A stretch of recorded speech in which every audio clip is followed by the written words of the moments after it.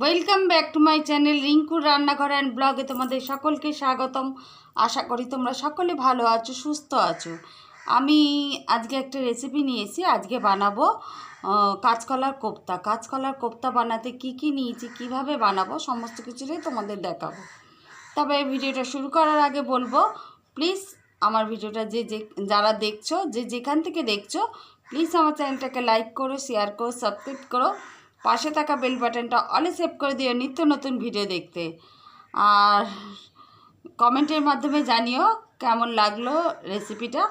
আর যদি কোথাও ভুল ত্রুটি হয় তোমরা ঠিক করে নিও। চলো দেখতে থাকো, সাথে থাকো, তোমাদের দেখাই কিভাবে বানাবো, কি কি নিয়েছি, সমস্ত কিছুটাই দেখাবো।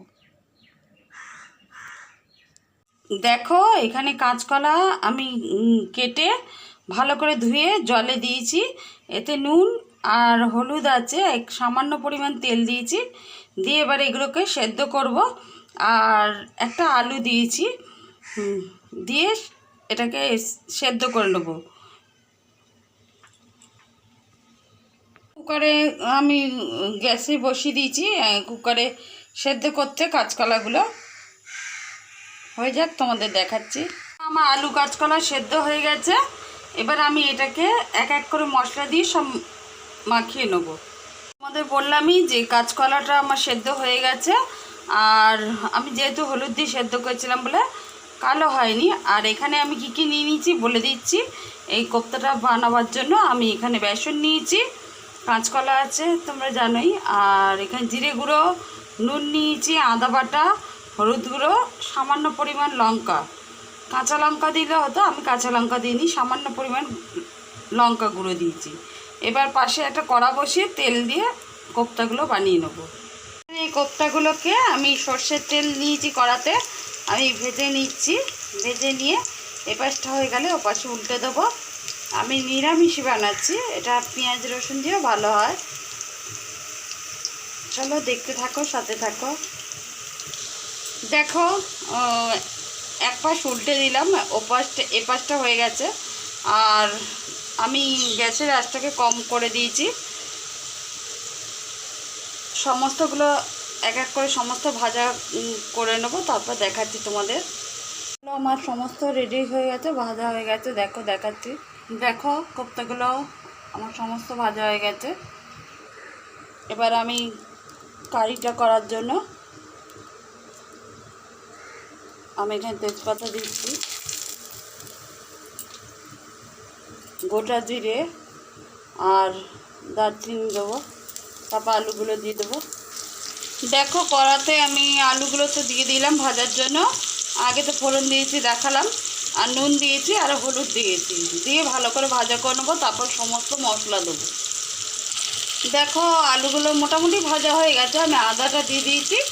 এবার মশলা আমি একটা পেস্ট তৈরি করেছি। এখানে জিরে গুঁড়ো, ধনে গুঁড়ো, লঙ্কা নিয়েছি, নিয়ে জল দিয়ে পেস্ট তৈরি করেছি। এবার দিয়ে দেবো। দেখো মশলার পেস্টটা আমি দিয়ে দিয়েছি। আর একটু সামান্য পরিমাণ চিনি দেবো। এবার মশলাটাকে আমি কষিয়ে নেবো ভালো করে। সামান্য পরিমাণ চিনি দিয়েছি স্বাদ আনার জন্য। কেমন লাগলো এই রেসিপিটা কমেন্টের মাধ্যমে অবশ্যই জানাবে। আর যদি কোথাও ভুল ত্রুটি হয় তোমরা ঠিক করে নিও। যারা এতক্ষণ ধরে ভিডিওটা আমার দেখছো প্লিজ একটা লাইক করে দিও। ততক্ষণ কষানো হোক, আবার পরে ঘুরে আসছি। সামান্য পরিমাণ জল দেবো, দিয়ে কোপ্তাগুলো দিয়ে দেখো কষানো হয়ে গেছে। এবার আমার মশলাটা ভালো করে কষিয়ে নিয়েছে। এবার আমি কোপ্তাগুলো দিয়ে দেবো। আর আমি মাঝারি সাইজের একটা আলু নিয়েছিলাম। দেখো কোপ্তাগুলো আমি দিয়ে দিয়েছি। আর আলুগুলো আমার আগেই সেদ্ধ হয়ে গেছিলো, ভাজতে ভাজতে আর কষাতে কষাতে মোটামুটি সেদ্ধ হয়ে গেছে। আর একটু ফুটলে এবার ঘি দিয়ে নামিয়ে দেবো। ঘি নিয়েছি, একটু পরে ঘি দেবো, ঘি দিয়ে নামিয়ে দেবো।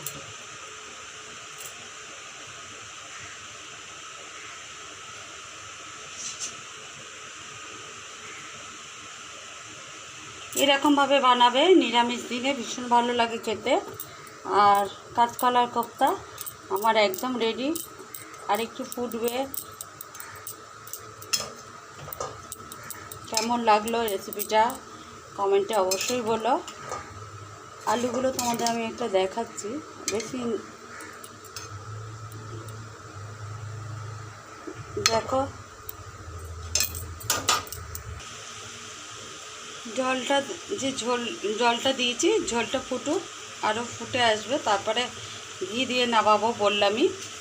আর এটা নিরামিষ বললামই তোমাদেরকে, এটা রুটি বা ভাতের সঙ্গে ভীষণ ভালো লাগে খেতে। এভাবে বানিয়ে দেখবে, খুব ভালো লাগে।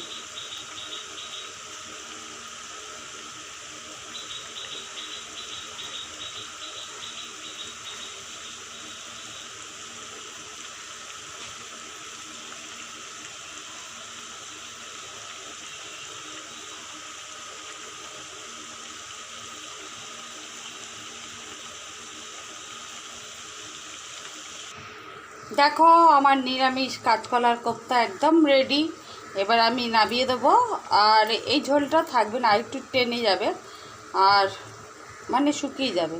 আর একটু ওপর দিয়ে একটু ঘি দিয়ে দেবো।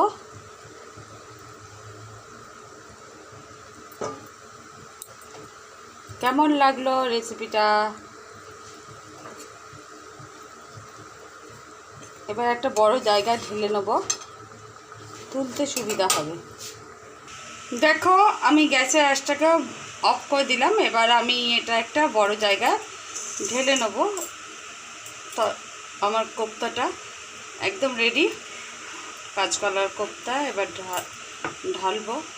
দেখো একটা পাত্রে আমি ঢেলে নিচ্ছি বড় জায়গায়।